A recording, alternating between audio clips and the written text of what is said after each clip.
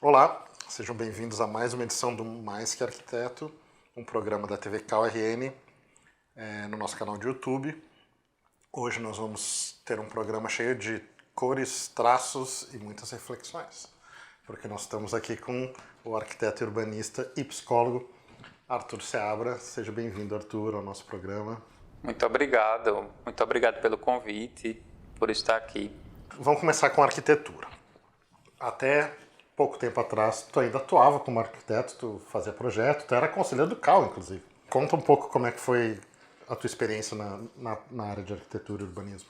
A minha experiência com arquitetura, ela começou ali desde da faculdade, claro, mas ela também se iniciou um pouco na infância, quando eu escutava essa palavra, você vai ser arquiteto, e aquilo ficou na minha cabeça. Meus pais sempre diziam que por eu desenhar, eu iria ser arquiteto. Então, quando eu entrei na graduação, eu fui experimentando o que é arquitetura de verdade, né? E aos poucos fui conhecendo, experimentei também paisagismo e fui fazendo também trabalhos na arquitetura com paisagismo, a princípio. Depois eu fui para a arquitetura de interiores, depois trabalhei num escritório para um arquiteto aqui da cidade e depois montei o meu escritório mesmo. E por que tu virou conselheiro do CAL? Então, eu fui para a Mostra Senai, que acontecia no Senai aqui em Natal, e foi lá que eu conheci Patrícia Luz, e ela me viu, eu liderava um pouco ali a parte da organização, né, da mostra em si, e acredito que ela deve ter notado essa habilidade, né, e acabou me convidando para participar. Eu lembro que na época eu era assim, um dos mais jovens arquitetos, aí também tinha essa pegada de ter pessoas mais jovens também dentro do conselho. Massa. A gente sabe que um dos teus talentos é o desenho. Tu meio que um pouquinho já respondeu essa pergunta que eu vou fazer, mas tipo, o que veio antes? Foi o desenho que te levou para a arquitetura, que foi mais ou menos do que tu já falou, ou depois que tu fez a arquitetura, tu te aprimorou no desenho? Conta um pouco sobre essa tua experiência. Então, o desenho sempre foi assim, eu não lembro quando eu comecei a desenhar na vida, porque para mim eu sempre estava desenhando, assim, as minhas memórias, eu tenho aqueles cadernos de desenhos da infância, então assim, é uma coisa muito antiga. Porém, uma coisa foi levando a outra. Eu acredito que realmente, antigamente na arquitetura, né, as pessoas usavam aquelas pranchetas. Eu peguei também na faculdade essa parte de desenhar à mão, mas o desenho veio primeiro, embora depois começou também a parte da arquitetura. A arquitetura, para mim, acabou sendo uma tentativa de fazer a arte virar profissional. Assim. Qual foi o ponto congruente entre a arte e a arquitetura? Como é que uma influenciou o outro no teu estilo, ou no teu jeito de pensar? Eu acho que a fluidez da arte, né, ajuda a arquitetura de alguma forma, porque é na arte que a gente consegue experimentar, colocar ali cores, traços, texturas, e a arquitetura também é um pouco isso. Na arquitetura a gente vai ver quais são os revestimentos que podem ser utilizados naquele projeto, vai estudar o espaço, embora a arte ela tenha mais liberdade do que a arquitetura em si. Para mim é como se a arquitetura fosse uma arte com algumas regras e algumas normas. Então, por um tempo, eu conseguia usar as duas coisas, mas eu acredito que as pessoas não me viam enquanto um arquiteto e artista. Assim. Eu acredito que a maioria das pessoas ou me viam como arquiteto ou como artista. Depois eu fui sentindo um pouco de dificuldade com isso, porque para mim eu sou meio múltiplo. Assim. Eu gosto de experimentar as minhas habilidades. E quando é que tu já falou que tu desenha desde sempre? Mas quando é que começou a ficar sério? E já junto com isso, quando é que tu começou a ir pro digital? Porque hoje o teu trabalho é muito no digital, né? Pois é. Quando eu terminei a arquitetura, eu fui fazer um intercâmbio na Irlanda. Quando eu cheguei nesse intercâmbio, eu conheci uns desenhistas de rua e eles me chamaram para fazer parte do grupo deles. Nesse grupo, eu acabei expondo meus desenhos e eles foram para exposições e houve esse trabalho. Realmente foi a primeira vez que eu utilizei disso de uma forma mais profissional. Até então, muitas vezes eu jogava fora meus desenhos, eu tinha até vergonha, porque eu achava que era muito íntimo.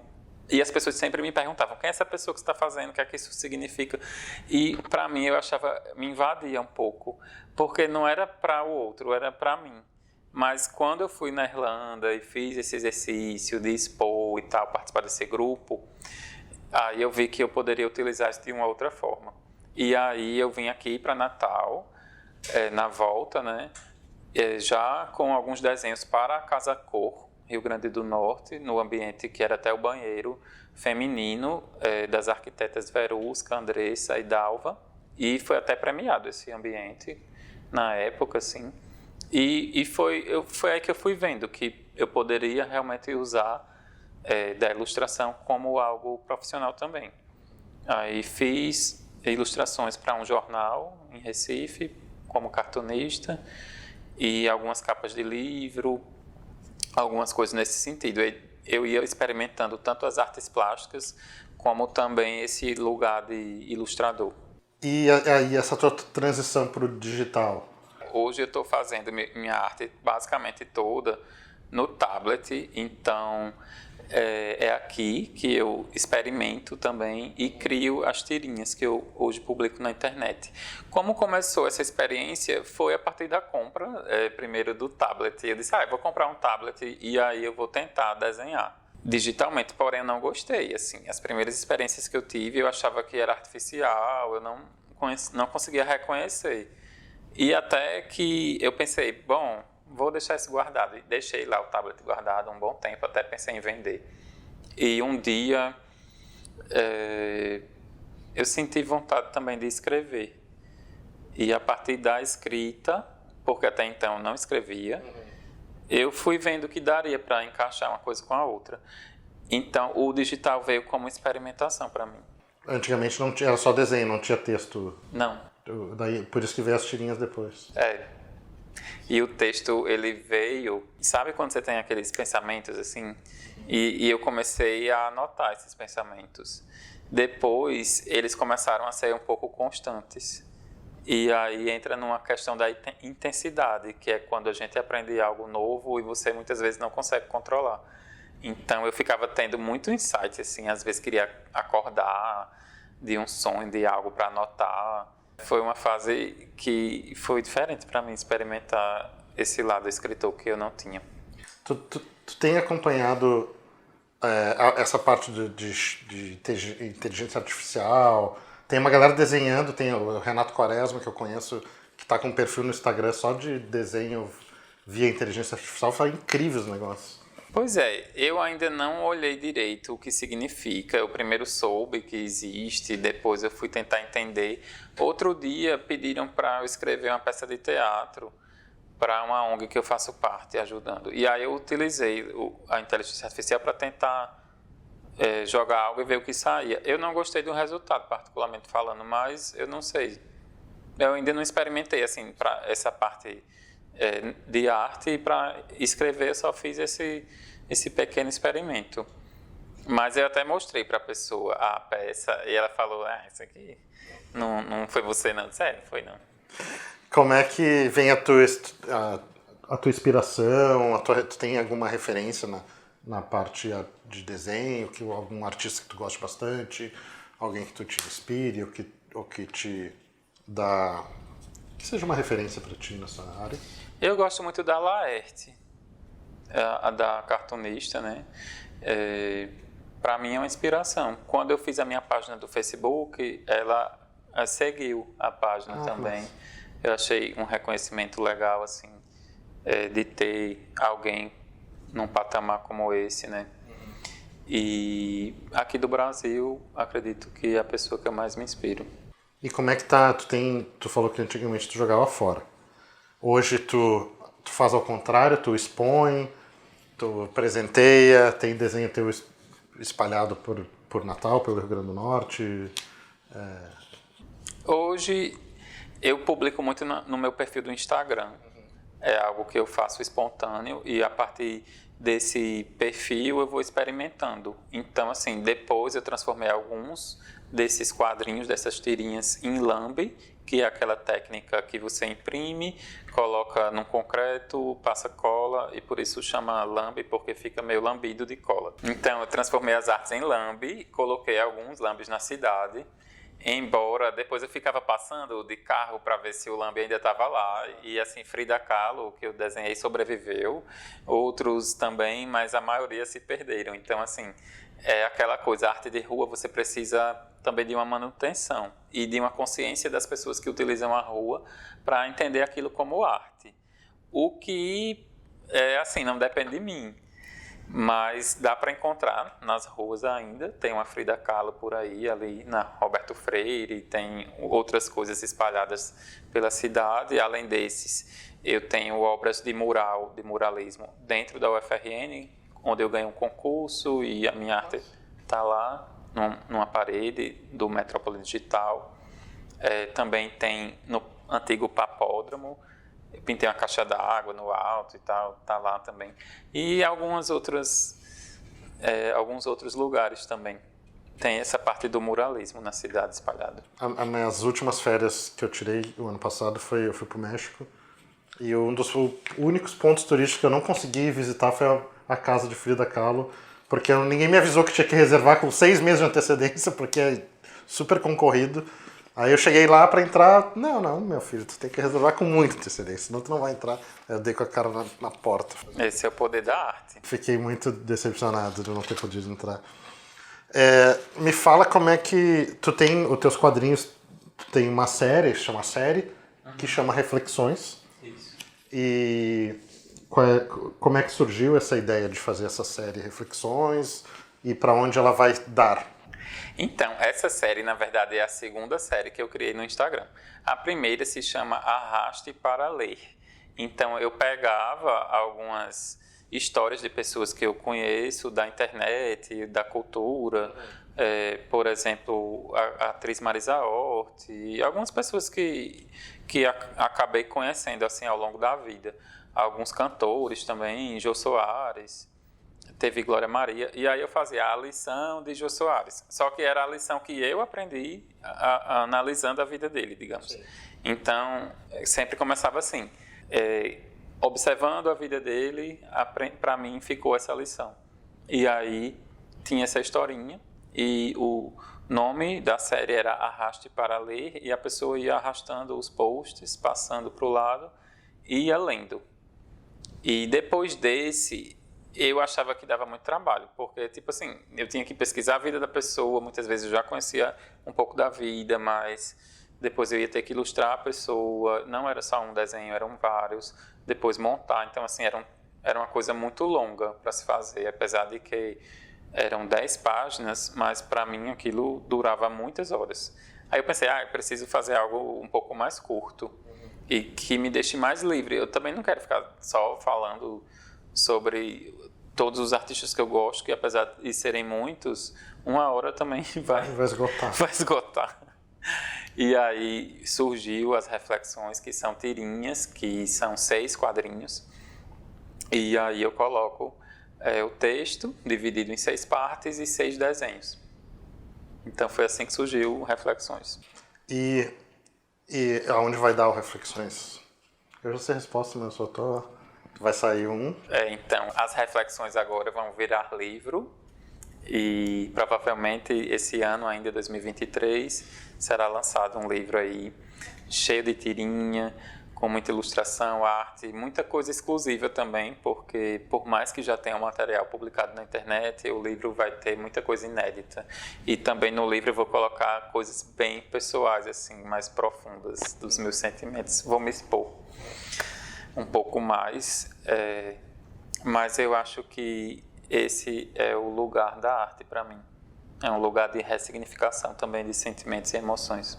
E dentro de todos esses, tanto no digital como no físico, na vida, na rua, tu tem alguma obra que tu te orgulhe mais do que as outras? Assim, que essa aqui é o que eu mais gosto.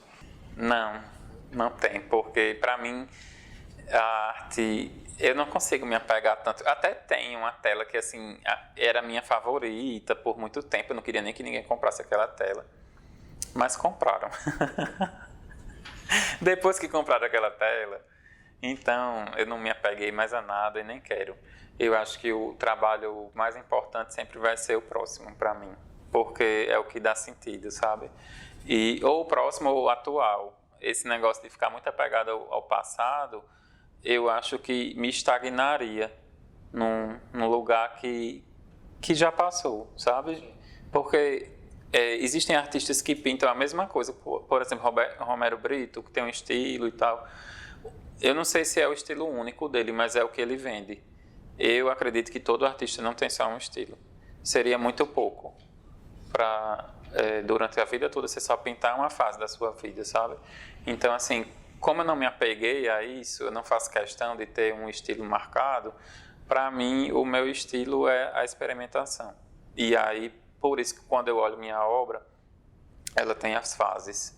Tem umas fases que são mais coloridas, agora tem a fase digital, que também tem escritos, também tem texto. Então, para mim, o que é mais importante não é uma obra em si, mas o exercício de fazer. A gente vai daqui a pouquinho a gente vai falar da psicologia, mas a parte artística do desenho, dos quadrinhos, das obras, chegou ou um dia já foi o teu ganha-pão? Tu conseguiu vender e se sustentar disso ou foi mais como um hobby mesmo? Então, por um bom tempo sim, até que eu deixei de fazer. Eu achava que para ser psicólogo eu não ia conseguir usar a arte ou isso iria me tirar o foco. E aí eu parei. E com as ilustrações, tirinhas, o Arrasto para Ler, esses outros projetos, eles são também o resgate da arte, nesse lugar da reflexão e da psicologia também. Massa. Bom, então, a psicologia, de onde é que surgiu essa ideia? É uma ideia que estava lá guardada? Ou de um dia para o outro falou, eu não vou mais ser arquiteto, vou ser psicólogo? Como é que foi isso? Então, quando eu atendi as pessoas, eu sempre tive um atendimento mais humanizado, eu gostava de entender, assim, todo mundo fala que arquiteto é meio psicólogo, isso até na faculdade já escutava, e de fato é mesmo. A gente acaba vendo os problemas não só da estrutura da casa, como também do funcionamento da família. E isso interfere no projeto. Embora comigo as pessoas queriam debater o problema. Então, assim, eu já tive, eu ia dizer pacientes, mas eu já tive clientes da arquitetura que iam no escritório conversar comigo porque tinham se separado, porque queriam conselho. E faz parte. Quem é arquiteto sabe que isso faz parte. Mas aos poucos eu sabia que meu lugar também era ali. E quando eu fui fazer o vestibular, que na época era vestibular, eu ficava pensando, ou vai ser psicologia ou vai ser arquitetura. Mas eu fui influenciado muito pelo que eu escutava, de que por eu desenhar eu ia ser arquiteto. Então, para mim é como se não existisse uma dúvida, porque existia toda uma expectativa diante desse arquiteto, que as pessoas já viam em mim. Embora eu acho que eu sou bem mais psicólogo, se eu for olhar a minha história. Meus amigos arquitetos não se surpreenderam. Falaram, você sempre foi dessa área, você sempre debateu sobre a vida, filosofia, e a parte mais humana, em mim, aparentemente, também é muito forte. Então não foi uma mudança tão drástica, assim, uma coisa... Não. Massa. Bom, muito obrigado por nos receber. Pelo teu tempo que tu dedicou ao programa Mais Que Arquiteto. Se quiser falar uma fala final, deixar tuas redes sociais, teu contato, alguma coisa, fica à vontade. Tá bem, obrigado. Eu quero agradecer o convite de vocês. Falar que para mim é uma honra estar aqui, né, nesse espaço também de arquitetura, onde sempre fui muito bem acolhido, onde também participei, pude colaborar dentro do conselho, né, também como conselheiro. E quero convidar todos para conhecerem minhas redes, a RT Seabra, Arte Seabra no Instagram, também Arte Seabra no Facebook, apesar de que eu uso mais o Instagram. E também podem entrar em contato, inclusive para a parte artística, a parte de psicologia, se for o caso. Também trabalho tanto na clínica como em organizações e escola. Então, Eu acredito que onde há pessoas, há potencialidade. E as transformações, assim como aconteceram e acontecem na minha vida, também é o que acontece na vida da maioria das pessoas, do mundo, e um ser humano só se desenvolve diante de outro ser humano. Então é importante que a gente tenha essa rede de pessoas que estejam dispostas a potencializar umas às outras. Não sei, assim, nas profissões, diante da lógica do mercado, né? Muitas vezes a gente acha que somos mais importantes do que os outros e isso é apenas uma ilusão. Então eu gostaria de fortalecer aqui a rede, né, de pessoas e também agradecer a clínica, né, que estou aqui no consultório de psicologia, Clínica Vivere, onde atendo. E é isso. Muito obrigado. E obrigado a todos que estão nos assistindo. Divulguem o nosso canal para todo mundo que vocês acham que possam gostar. E TV KRN no YouTube. E obrigado. Até o próximo Mais Que Arquiteto.